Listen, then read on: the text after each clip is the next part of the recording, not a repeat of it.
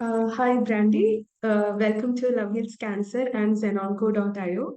I'm Justina from ZenOnco.io. This is our cancer healing journey talk, where we invite speakers who have gone through cancer, maybe as a patient, caregiver, or survivor. These CHs are very close to our heart because many people tell us that when they listen to others' journey, it inspires them. It helps them to boost confidence and give them hope that if others can beat this disease successfully, why can't they? So, thank you so much for joining today's CHA talk. So, could you please introduce yourself and tell us how it all began? Yes, so my name is Brandi Benson. I am from the United States. I am a Ewing Sarcoma cancer survivor. It's a very rare and aggressive cancer. Um, so when I was deployed in 2008, I was in Iraq at the time. I discovered a lump on my leg. I really didn't know what it was, and I wasn't very cancer literate, so I didn't know that you could get cancer anywhere in the body besides brain cancer, lung cancer, stomach cancer, all the breast cancers, like all the cancers that you see on TV. So the lump that I saw on my leg, I didn't think it was anything detrimental to my health because I never heard of cancer anywhere else.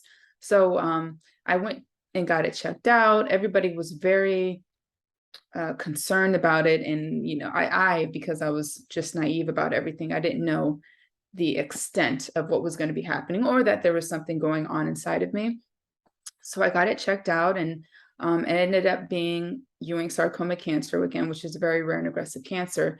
So I always say that it's really interesting that I went to Iraq to fight a war, but then to leave war early to fight an enemy inside of myself, essentially cancer, a war within myself.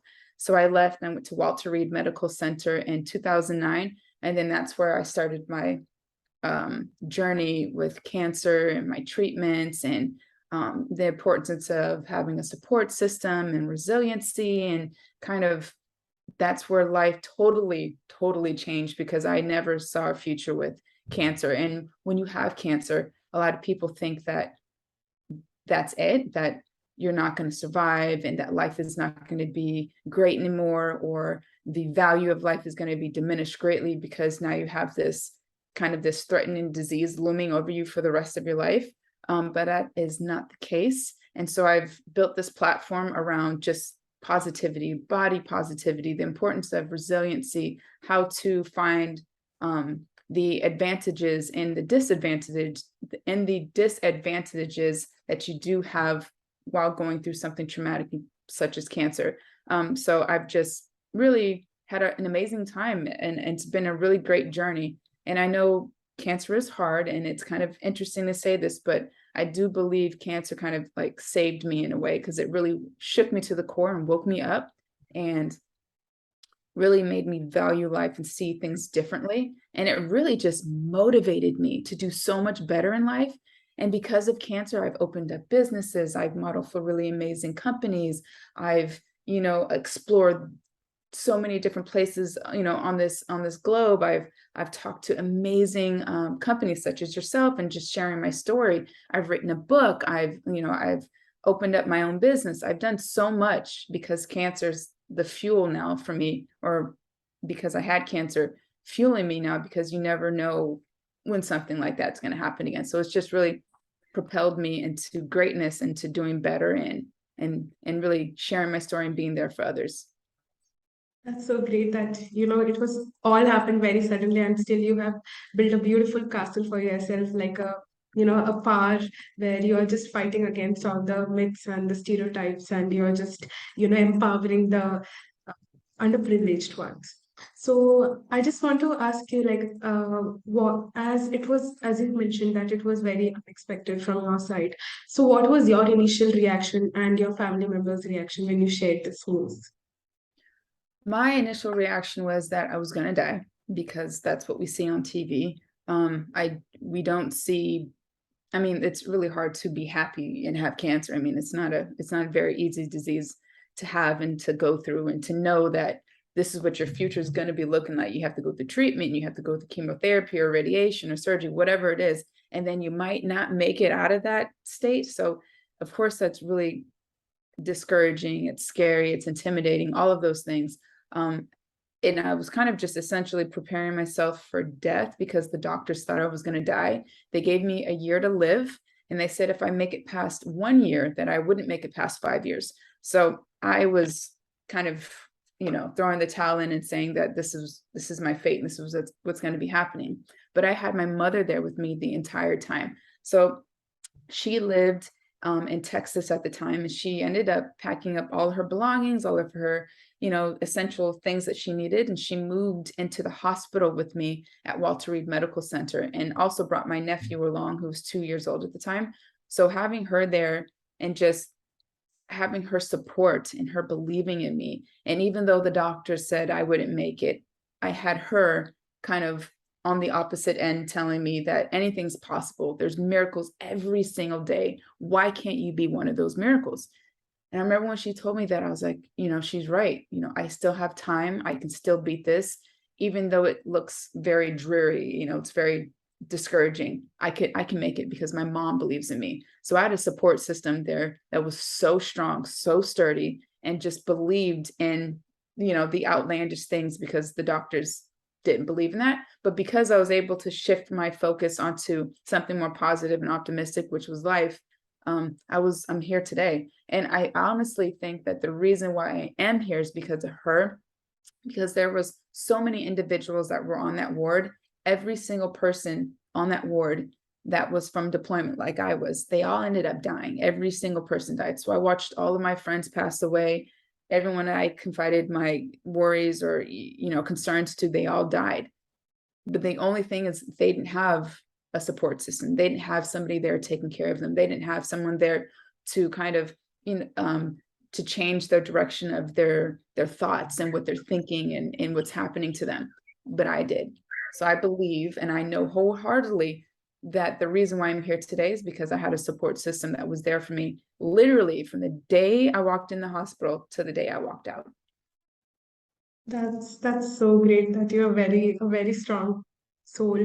Yeah, the ones who lost the battle, they were also very, very strong till the end. They battled very strongly. But yeah, more power to you, are still like inspiring the people who are, fighting against cancer. So it means a lot. So, did you have any family history from your side of cancer?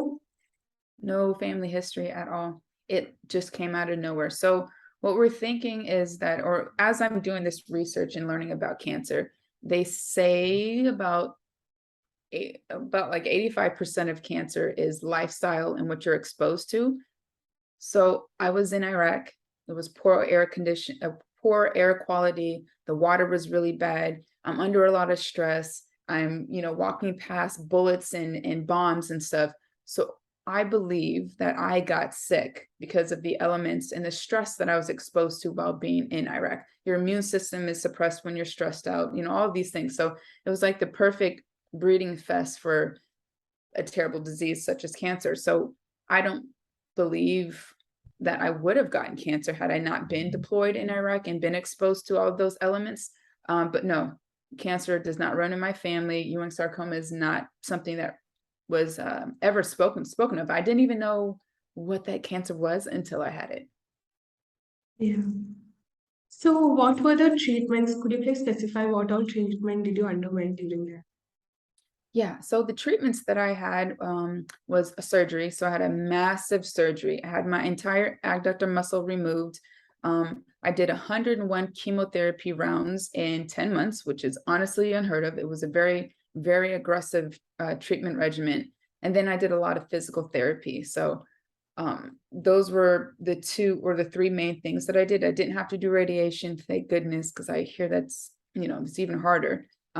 So just surgery, chemotherapy, and lots of physical therapy. And then I had to do lots of mental health therapy as well. So seeing psychiatrists and making sure I'm getting all of those needs met, because not only am I physically going through this traumatic experience, but mentally I'm going through it as well. Yeah. So, did you go through any did you face any comorbidities during the journey? Did I what? Did you face any comorbidities during the journey? I did. Let's see. I think the hardest thing that I had to do was learning how to walk again, right? So that was really hard. And then knowing that the individual that I had been, so being in the hospital, you're fighting for this life, right? You're fighting for this life. But I had to realize that this life that I was fighting for was gone, that I was no more or no longer the old Brandi Benson. I was now this new individual. So having to accept that I was going to have a new life, that life was no longer going to be the same, that what I used to be great at or what my fears used to be, all that was gone. So I had this totally clean slate to start over. And that was really hard to accept. So for years, I was just in denial about what was going on and to different things I was experiencing and my healing process and all of that.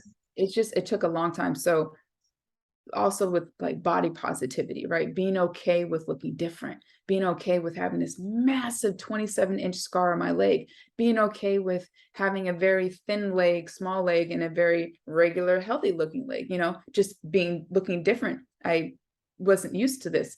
So those were some really big complications that I had to kind of go through, grow through, and experience. Sorry about that. And experience. So I have 2 more minutes. Yeah. So, did you go for any alternative treatments? Did I do any what? Did you go for any alternative treatments? Yeah, I did actually. So I don't suggest any of this because I'm not a doctor, right? But what I did was I did a lot of juicing, lots of juicing. Went to the pool. I sat outside in the sun. I got lots of vitamin D. I went and got massages.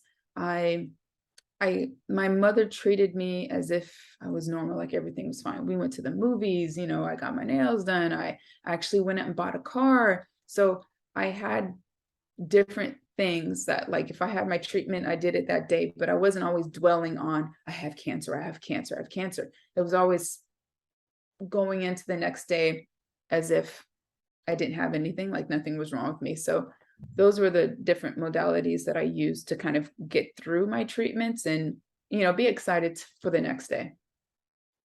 So, as you said, that cancer happened, very unexpectedly, and you were way too young also.